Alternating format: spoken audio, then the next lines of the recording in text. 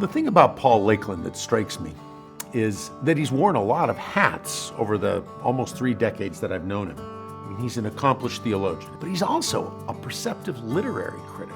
He's a much respected leader in his field. I think he's a champion of the laity, would be a good way of saying it. He is not a polemicist. He's not a narrow-minded activist. He's not a zealot.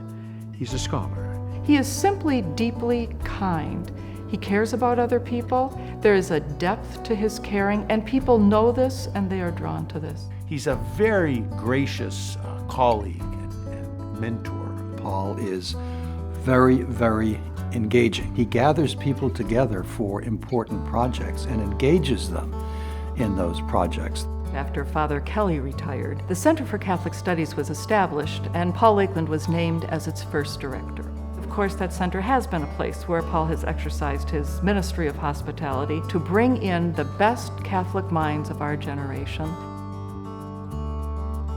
The Monika Hellwig Award really recognizes someone who has moved forward the Catholic intellectual tradition, particularly in the world of scholarship, in the world of teaching, and a teaching that is very deeply tied to the Church. He has frequently called people into seminars through the Center for Catholic Studies. He loves to draw people into thick, interesting intellectual conversations.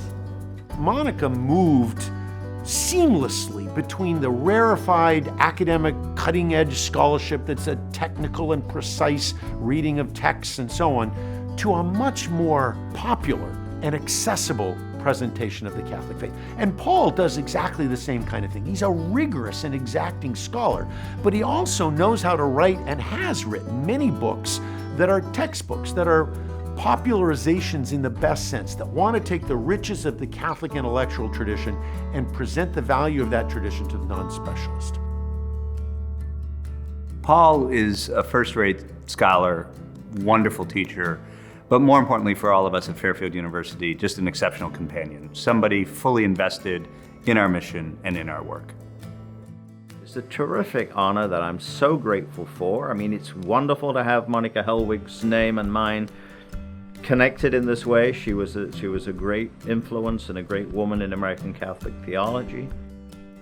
Paul has advanced Catholic intellectual life and spiritual life in the United States in basically 3 ways. The scholarship, the pastoral enabling, the bringing forward of the tradition to the larger community, and through his own teaching of undergraduates.